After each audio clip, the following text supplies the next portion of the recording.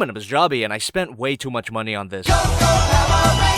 Check out this figure's unboxing video to get some more backstory of how I came to this terrible financial decision. But was it really a terrible financial decision? Well, let me just start off by saying that I'm not the biggest Power Rangers fan. I mean, I did grow up with it, but I wasn't a fan of the Power Rangers themselves. They were basically high school cardboard cutouts that turned into Super Sentai characters. But my favorite segment of the Power Rangers was definitely when the Zords would come in, combine into the Megazord, and let's just say it never failed to make my monster grow. But I never dared to ask my parents for a Megazord toy. After all, my parents weren't the wealthiest people, and I always felt that I didn't deserve it. Wow, even when I was young, I had crippling self-doubt. Cut to over 20 years later, and I still live with my parents. But my money is my own, and now I can afford all the toys that I wanted and would have wanted when I was a child, even though I should be saving up to move out of my dad's basement, and this is getting a bit too real. But before we get into the review proper, let's take a look at what we're gonna look at. So we got the pterodactyl dinosaur, the saber-toothed tiger dinosaur, the triceratops, the mastodon, and the tyrannosaurus. And I think the T-Rex Zord is a good place to start, because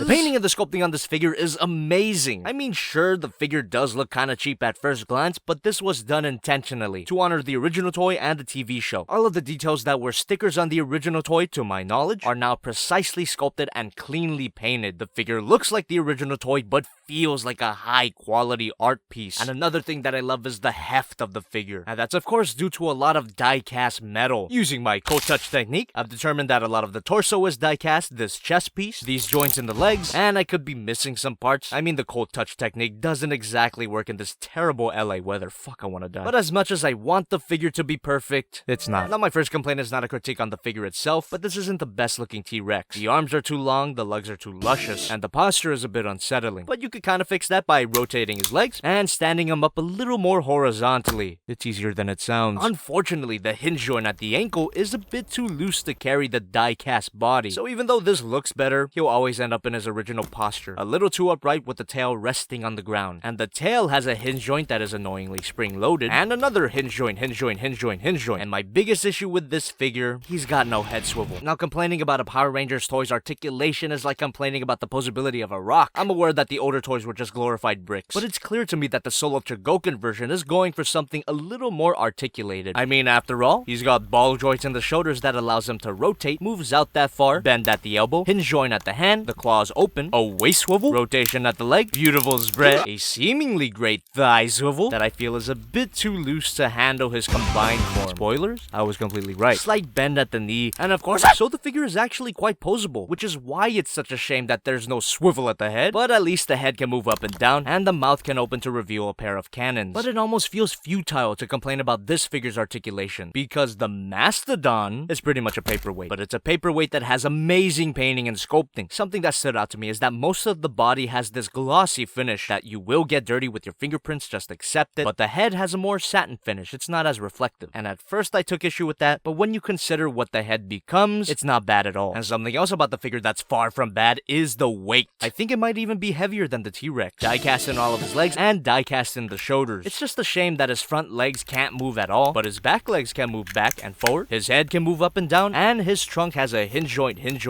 Now, I understand why this particular Zord doesn't have a lot of articulation. I mean, it does play into the transformation, but front leg movement would have been nice. So calling the Zord a paperweight is a bit of an exaggeration. He does have some posability, but the Triceratops Zord fits the description a bit more. I mean, he doesn't even have legs, and I'm not gonna lie, I was a bit disappointed. I forgot that the Triceratops Zord was basically a tank with a face, and honestly, this design is kinda lazy, but at least the painting and sculpting is amazing. And like all the other Zords so far, this guy also has a lot of heft, even though the only diecast part I could pick out is this whole silver area. Now, you would think this guy is completely solid because he doesn't have legs to flop around, but no.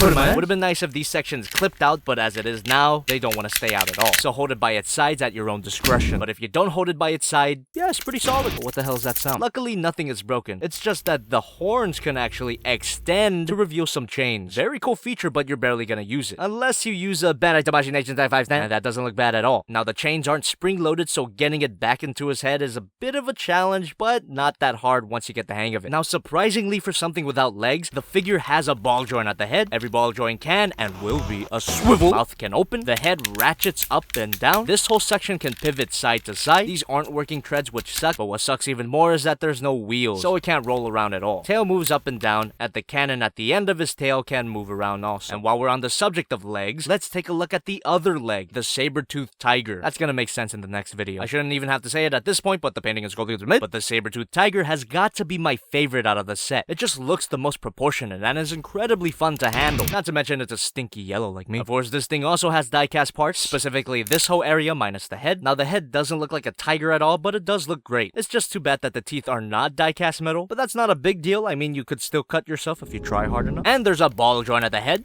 The neck can move up and down. Rotation at the front legs, and those ratchets are just delicious. Bend at the elbow, up and down at the paw. This whole section can move side to side and up and down. Back legs can move forward and backward, up and down at the tail. And you could even get it up in the air if you have two Bandai Tamashii. That looks fantastic. And going from my favorite, we go to my least favorite. The painting and the sculpting on the pterodactyl is amazing, but it's amazing in the sense that it captures how stupid the original was. It's just so obvious that this thing is a chest. And for being the Zord of the Pink Ranger, there's barely any pink on it at all. Of course, these are all complaints about the design and not the figure, but the figure itself does feel nice. I mean, the silver part is diecast metal, so it does have a bit of heft. But it looks so stupid. To make it look a little less stupid, you can take off its leg and store him for the T-Rex for safekeeping. Get a flip it on, and that doesn't look too bad. I'd even go so far as to say it looks fucking awesome. This thing was meant to be up in the air, and it's kind of disappointing that some kind of flight stand wasn't included. As for posability, you get a that was a chicken sound, by the way, not a dying cat. The wings can flap, and that's it. Just be careful when handling these figures. Since this is not a kid's toy, Bandai was not afraid to make some parts. So each of these Zords are actually a good size, and the biggest one is the T-Rex. Here's Figma Madoka Kaname, SH Monster Arch Godzilla, and Masterpiece Optimus Prime. As for the Mastodon, Madoka Godzilla Prime, Triceratops, Madoka Godzilla Prime, Saber-Tooth Tiger, Madoka Godzilla Prime, and the Pterodactyl. And even though I'm not done yet, I can still say that all the Zords are awesome. Sure, there's a part of me that wants the Zords to have more articulation so they feel more like individual figures, but I gotta be honest with myself, that's not what I got the set for. But I can't deny how high quality everything feels. But is it $275 worth of high quality? Find out next time, my little Swivel.